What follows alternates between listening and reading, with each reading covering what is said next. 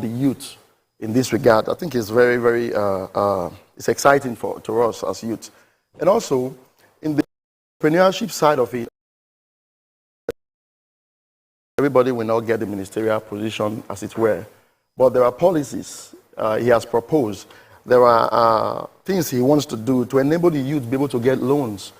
These days, if as a youth you want to get loan, I'm sure they're going to ask you for your father's land, your father's property, for those who have to even give. But now he's going to have an executive order whereby youth are able to get loan from the bank operating the credit system. You know, I've lived in America for over 19 years. I understand the way credit system works. That's how we are able to succeed. In America, you graduate, you have a little job, you're able to get a credit, you can buy a car and pay gradually. You can get a credit card, you can buy a house and pay gradually. But these systems we don't have here in Nigeria. So these are some of the things Asiwaju is promising. And I think Nigeria should be excited about it. Let me do a follow-up to that, because I know that government always has good intentions. And I know that I think it was during Jonathan's time was to help people with money. But some of them didn't repay that money. You even have it like with the Buhari's administration, anchor borrowers. You give people money for farmers to be able to, and even connect them to suppliers or people who are going to buy off them. And some of them don't return the money. So it's one thing to have a great idea. It's another thing to actually get young people to use this money accordingly, to use it for what it's supposed to do. Aside from the great policy, what else do you think can be done to get young people to actually key into this and own it, such that, that as they give back, they're also using that to help other young people? You know, like I always say, we are still on planet Earth. We are not in heaven yet. So no matter how the great plans you have, everybody who takes student loan in America don't pay.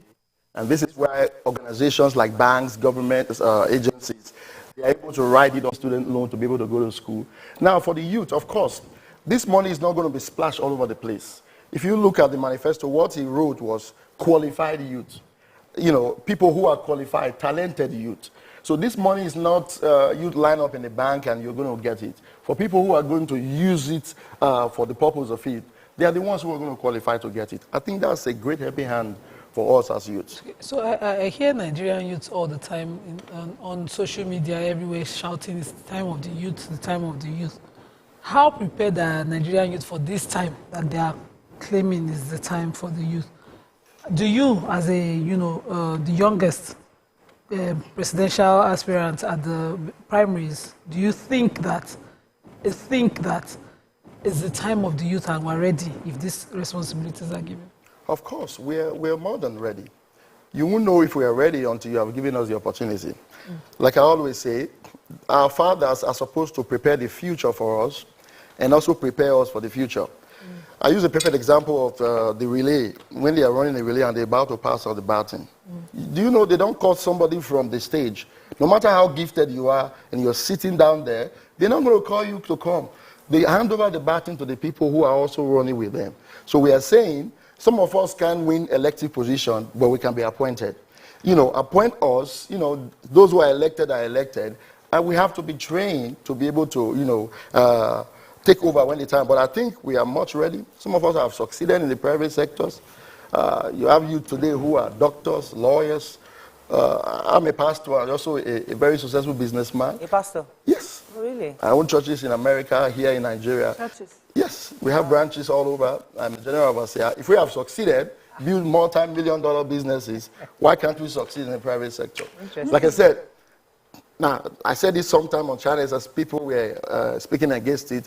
I believe pastor is the hardest job. Apart from a nursing mother raising a toddler, the next hardest job on earth is a pastor. If we of cake, I think we can also do this. Talking about what you can do is the fact that, as we mentioned, Nigeria is largely made up of the youth population. But, we're getting closer to the election, and there are many voices, and this is the youth across, they have different affiliations. What is the Youth Council of APC doing to appeal and galvanize and persuade and draw in youths in Nigeria? Yeah, the APC, we're speaking to the youths. We're speaking to those in the APC youth. We have a lot of youth in APC. The national youth leader, Dayo Israel, is doing a lot of traveling from state to state. The national coordinator of the PCC, Governor Yaya Bello, we're also organizing programs. We are speaking to the youth. We are using every avenue like this to address the youth. But you know, this election, a lot of the candidates, all of a sudden, they have woken up that youth are important. Youth are driving the narrative in this election. And what we say to every youth out there, you know, these are politicians. I hate to call myself I'm the unusual politician. Let me put it that way. Politicians all over the world will always tell you what they want to do. They put out all these promises. I want every youth out there to look at the antecedents of these politicians.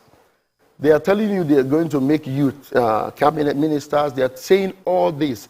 Let's focus on the man who has done it in the past. That's the key message here. Because politicians can say anything we want to hear. Let's focus who, among these candidates, like I said to one, your candidate, show me one person as a young man, when he was governor, that he raised. Show me one person as a vice president when he was governor, even after when he was vice president, that this man has empowered to become somebody in the society. Many of them cannot point out names. Apparently, Asiwaju is the only person you can count from House of Assembly members to governors to vice president, some even say president. So much people from the south, from the north, all over, that they can point that this man helped me in one way, he empowered me, you know, to become a governor. We have it all over. Now, we are saying, if he did this, he left office, I think, about 16 years ago as a governor. If he did this as a governor, imagine when he becomes president, when he has the spread all over the nation. I believe he'll be able to do more for the Nigerian youth. We are looking for somebody who will not just appoint us as SA. I say this all the time. Youths are getting angry with me. You know, the only title they give us is to become SA. I hate that title SA because of that. Why? We are better than just becoming SAs. You know, these guys, when they were young, in their 20s, in their 30s, they were prime ministers, and they did excellently well. Technological age, why do you think we can do more than just being SA? We need to do better than that. Okay, sir. Let me go back to the concerns of the youth. So, our median age, considering what our median age is, considering the population of the youth, is not promising 6 cabinets position to people under 40 when the median age is 20. You know, like it's far. The average Nigerian youth is not going to become he won't have any position in the political landscape. Speaking to their real problems is that the average person graduates from school, has no guaranteed hope of getting employment. And even when there are businesses to be done, there are lots of gridlock, either the dollar crisis, one thing or the other, disturbing the young people from being able to thrive. Is in the manifesto addressing the core need of young people, good jobs, access to education without consistent break over time. You know, like I always say, the government cannot employ all her citizens. There's no nation on earth where the government employ all our citizens. How do we get employment? We get employment by private sectors driving the employment in the nation. And we cannot have private sector do this if the country is not safe. You know, when I was running for president, that was my number one, and I'm glad our candidate, that's his number one agenda. Until Nigeria becomes a safe country, we won't have investors. Seeing the kind of man that he is, a man who is very brilliant and has a vision, to be able to bring investors into our country, to be able to empower those entrepreneurs, to be able to, you know, hire people, that's the only way we can reduce unemployment. Any candidate who come and promise us 2 million jobs by the government, we know it's not true. It's not. Asiwaju is going to empower the private, the calendar of our rally. While other candidates are just doing rally, he's meeting with stakeholders. He's meeting with businessmen, having private meetings with all of them. Why? He's trying to empower them, get our rich politicians, our rich businessmen who are shipping their money abroad to go and invest because of insecurity, to come back to the country. By the time we begin to do this, and also empowering the banks to be able to give loan to companies. Every youth will not get loan, but there's a company who can get a multi-billion naira loan to be able to build factory, and before you know it, be able to employ people. Look at the refinery that is going to be opening in Lagos, the Dangote refinery. Thousands of people are going to be employed. Whether you like it or not, they are going to be employed within the Lagos demography. Some may relocate to Lagos because of that. Just imagine how many of these we get from each state. That's the only way we are going to be able to reduce unemployment. You know, I like to hear a lot of I like to hear a lot of Asiwaju stories, specific examples of what Asiwaju did, because he had worked with Asiwaju, and he was giving us examples of the policy how it's been replicated across the country in different states. What's your own Asiwaju story? What's that thing? Why are you supporting Asiwaju? What's that thing you see? Because people have sat there and giving us different stories. We know the general, he has built leaders, he has transformed Lagos State. That's what is out there. But I would really like to hear your own personal story. What is it that you believe in this man? You see, when I started my campaign, a lot were coming with Asiwaju. I was the youth who didn't want, if you're above 50, you should not be running for office. And I didn't even want to pay attention. I began to hear individual story. Comrade Adams Oshomole is somebody very dear to me. I'll say the best governor Edo State ever produced. And we sat down several times. I heard stories. I heard so much individual stories. People were convincing me because of the election, I shut down. Support Asiwaju, especially as a pastor, he picked a Muslim vice. This is it for me. We began to have our personal differences. I was listening to people speak, the people who don't know each other, telling me different stories. I said, okay, there's a parable in a pigeon. They say, I where they cry, still they see road. In as much as you are sharing tears, we can still see, we can still hear. Let me, relax and get to know what this man has to offer. I began to listen to him, Google much about him. I saw when he had to pay the WAEC school fees for all the children in Lagos State when he became governor. That got me very hard because I knew how difficult it was for me to go to school in Edo State. It's a long story. Today. And I said to myself, how many governors can do this? I could just be, I was imagining when I was looking for money for WAEC, if the governor of my state had paid, probably I would have. When I sat with him, I met with him 4 times. The first 3 times, I didn't say a word. I wanted to hear him. To be convinced before I move. Right. If I'm not convinced, I'm not going to come on TV or go on my social media page and say a word. I began to hear him. The first time, he apologized to me about something because after the election, he met other candidates, and I was angry that he didn't come. Is it because I'm the youngest? Why would he not come? He said to me, "Oh, I'm so sorry." The manner at which he said it, I said, "This is Bola Ahmed Tinubu. He's the presidential candidate of our party. By age, is old enough to be my father." Telling me I'm sorry, and he meant it. I was like, wow, this is just like my dad, very humble. He doesn't have to. I don't know if I would tell you, if I was the one, I would have said I'm sorry. That alone got me. I said, okay, this is the person we need to work with. Then I started asking questions. So what are your intentions? I remember one of the time, for 45 minutes we sat. I said, as a pastor, I'm concerned. People said you picked the vice presidential candidate as a Muslim. Are you trying to Islamize Nigeria? I know exactly what he said to me. Have I Islamized my home yet? We began to talk. I was convinced. And I started asking questions upon questions. And the day a man told me a full story about him, and I compared it to how we met, I said, I think this is the right man for us to support. And especially for me as a youth. I've been advocating for youth in governance. We have been marginalized for so long. And he promised that he was going to do all of these things. Now, if he did it while as governor, and even after leaving office, it has become a lifestyle. I think this is the man we ought to trust. Not just because he's saying it, because this has become a part of him. And that's my personal story with him. All right, let me go on a quick break. When we come back, we'll continue our conversation. Stay with us. We'll be right back.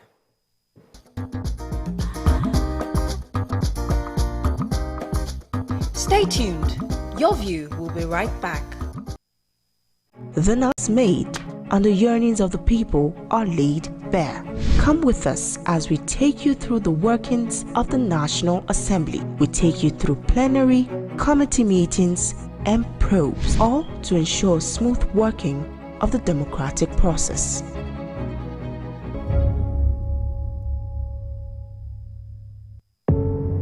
Doubt and fear doesn't occur at the canvas, it shows in the canvas.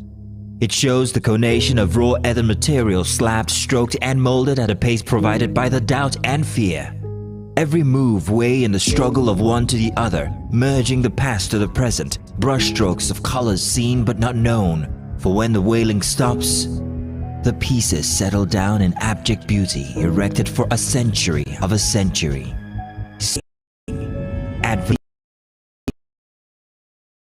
Arts are meant to be.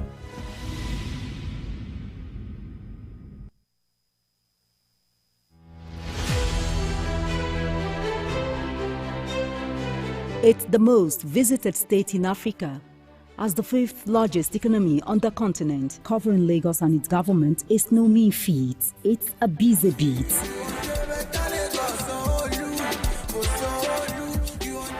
We go beyond the cutting of tapes to traveling far into the deep.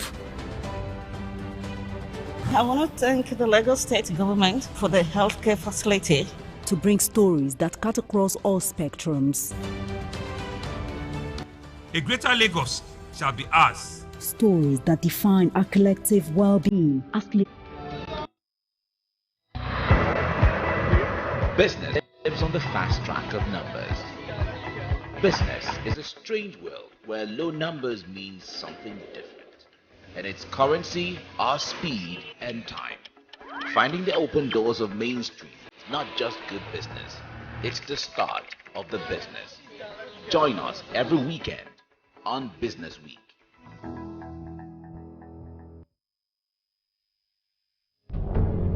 Every week, Green Angle, in partnership with Wild Aid, will bring you a documentary series on environmental issues affecting Nigeria's amazing biodiversity, from climate change, air pollution, and wildlife conservation.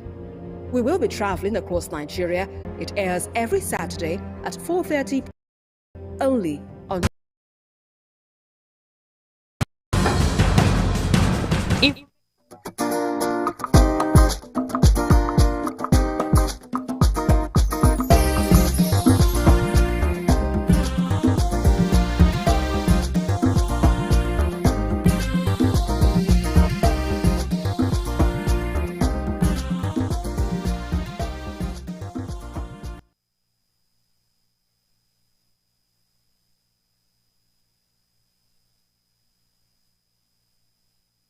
Thanks for staying with us. So we have a few questions for our guests.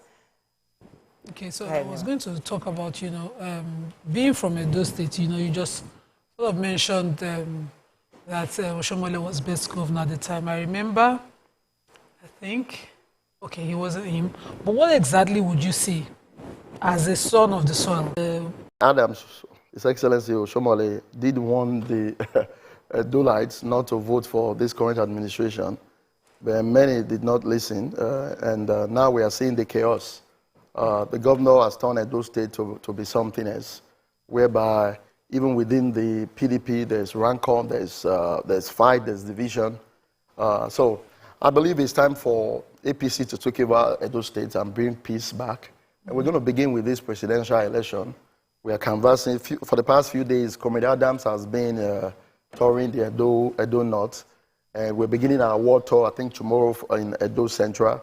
And APC is going to win Edo State, that we are very sure. The governor, of course, everybody knows it, including those who are PDP.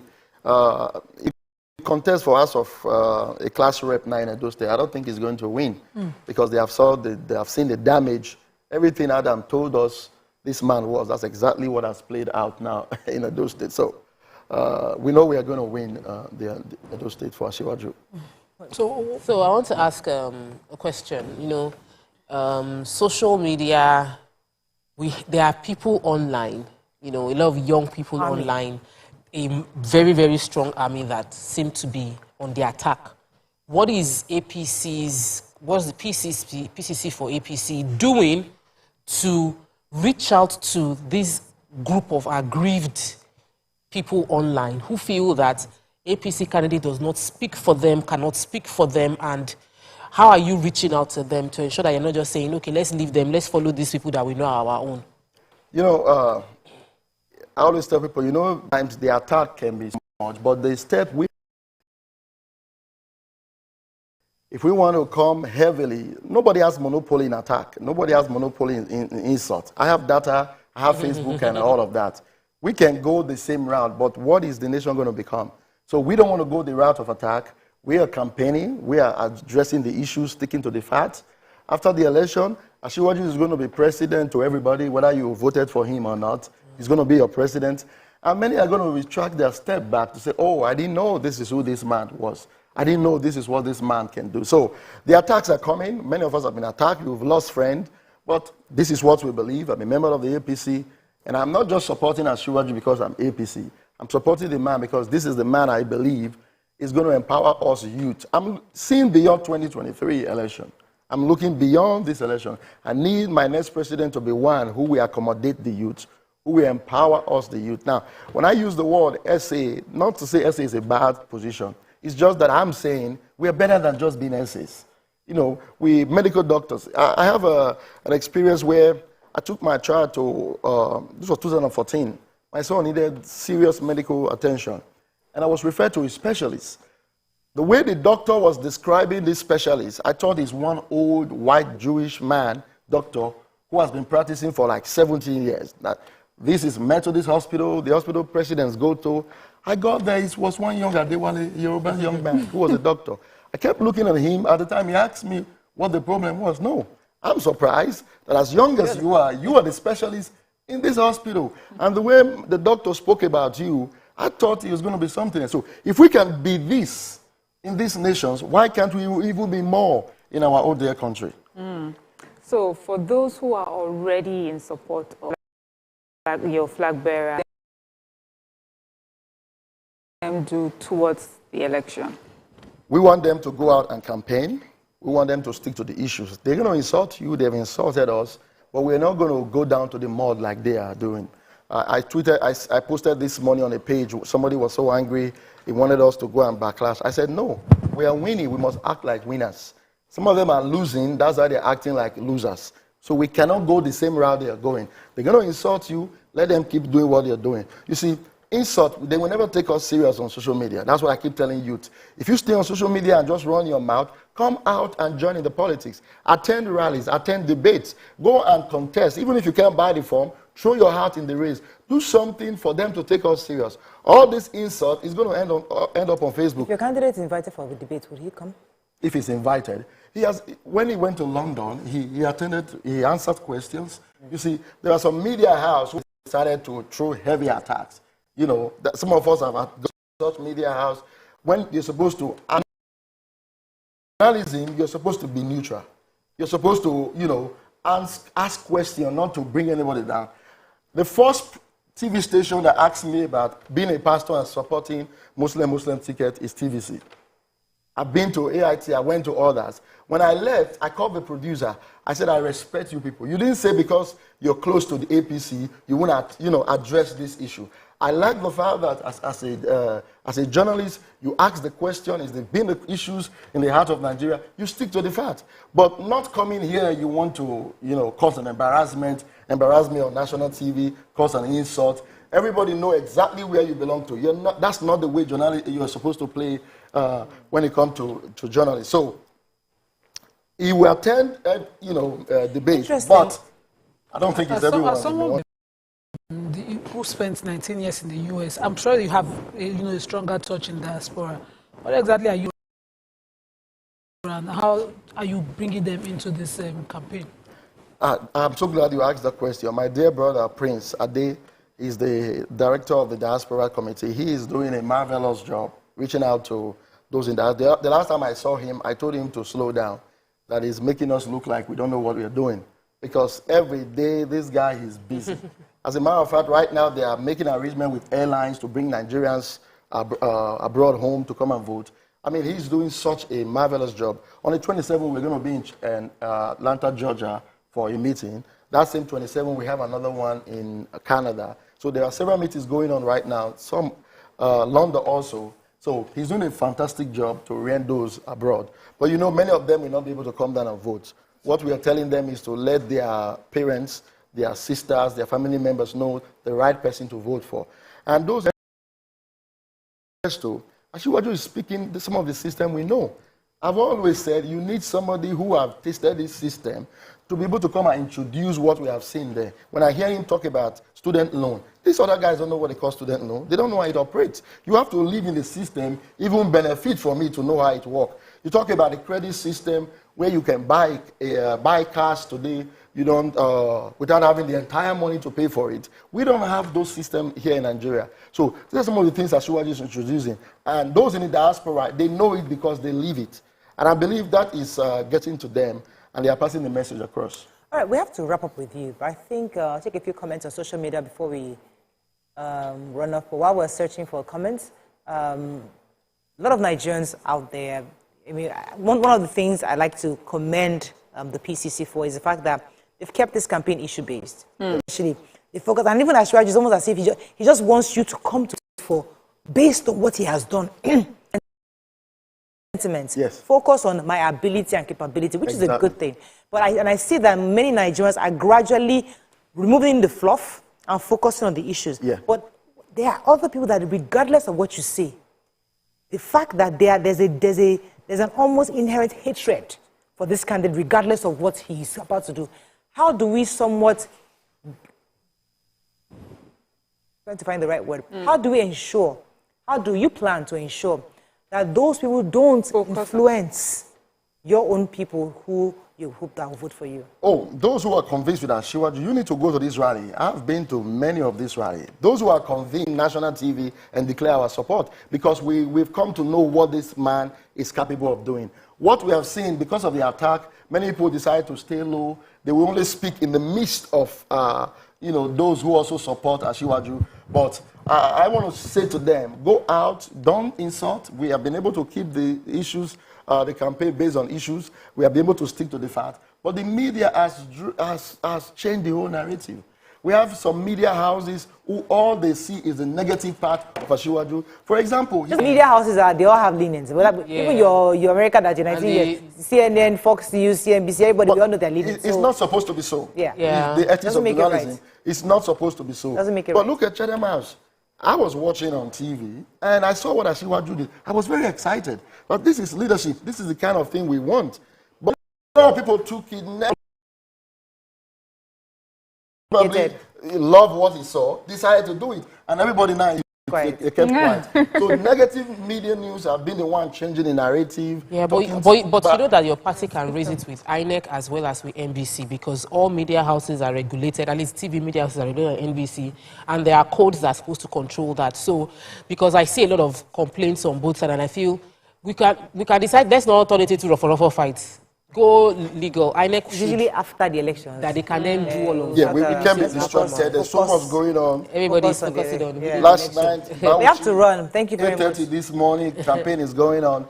Nobody have time to come and be pursuing them. After we win, final words, we got to wrap up, obviously. Nigeria youth, go out there and vote for the man we trust, not the man who is lying to us, not the candidate who wants to sell our refinery. We refuse that to happen. We will do everything possible not to vote that candidate in. Asiwaju is the right man for this job. Let's vote for him. Okay.